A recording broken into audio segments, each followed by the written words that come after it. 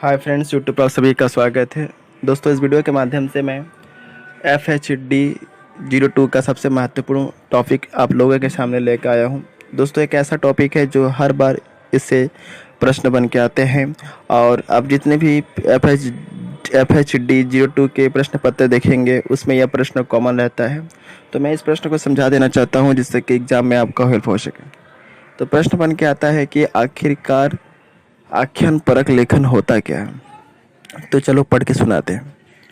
देखिए, अपनी संवेदना, अनुभूति और भावों को व्यक्त करने के लिए मनुष्य ने सबसे पहले भाषा और लिपि का आविष्कार किया। ठीक है।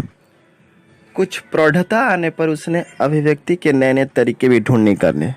प्रौढ़ता मतलब क्या होता है कि जैसे जैसे बुद्धि का विकास होता है क्या, वैसे वैसे मनुष्य ने अपनी अभिव्यक्ति के नए नए तरीके ढूंढ निकाले। आख्यान भी मनुष्य की लेखन कला का एक माध्यम है। व्यक्तिक लेखन, आख्यान परक लेखन मनुष्य की संवेदनात्मक अभिव्यक्ति के माध्यम है।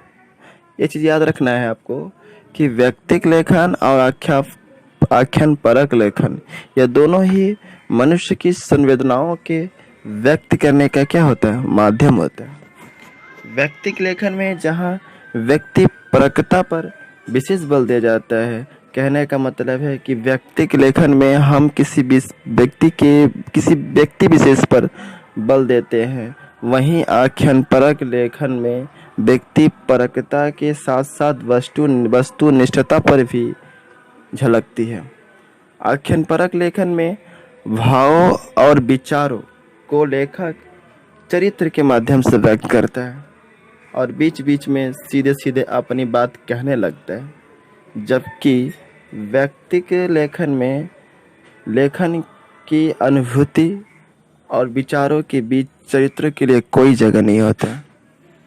इसमें तो लेखक अपनी स्मृति के आधार पर ही घटनाओं या व्यक्तियों का वर्णन करता है।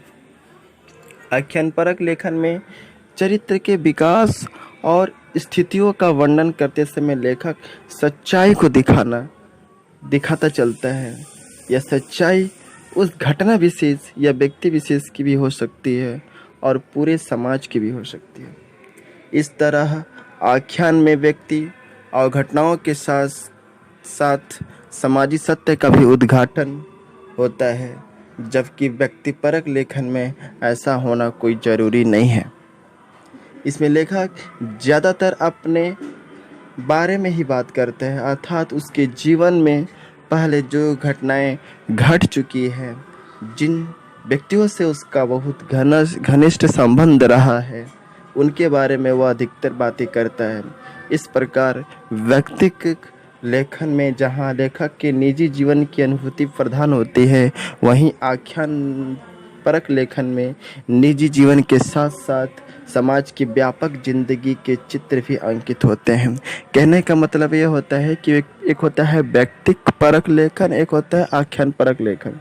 व्यक्ति परक लेखन में क्या होता है कि लेखक जो होता है वह किसी व्यक्ति विशेष पर बल देकर अपनी रचना करता है, जबकि और व्यक्तिपरक लेखन में क्या होता है कि व्यक्ति जो है केवल अपने ही बारे में, जो अपने जीवन में जो घटनाएं घट चुकी हैं उसी को याद करके जो है लेखन का कार्य करता है।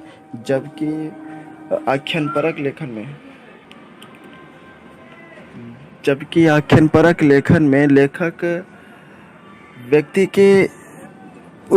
विशेष का तो ध्यान देता है लिखते समय, लेकिन उसके साथ साथ उसके चरित्र को भी क्या करता है, अपने रचनाओं के माध्यम से दर्शाने का प्रयास करता है। तो आख्यान परक लेखन समझ गए होंगे। आख्यान परक लेखन में व्यक्ति के ऊपर विशेष ध्यान देने के साथ साथ उसके चरित्र को बताता है लेखक। जबकि व्यक्तिपरक लेखक में क्या होता है, व्यक्तिपरक लेखन में जो लेखक होता है केवल अपने ही बारे में जिक्र करता है, अपनी उसी घटनाओं का जिक्र करता है जो घटनाएं उसके असल ज़िंदगी में घट चुकी है। तो आई थिंक आप लोगों को समझ में आ गया होगा। और दोस्तों, थोड़ा समय कम होने के कारण मैं पूरी तरीके से डिटेल्स में नहीं बता सकता, क्योंकि वीडियो लंबा हो जाता है। इसलिए जितना शॉर्ट हो सके अपने वीडियो के माध्यम से आप लोगों का मदद करता हूँ एग्ज़ाम के पहले। और thank you, best of luck for the your coming examination. जय हिंद, वंदे मातरम।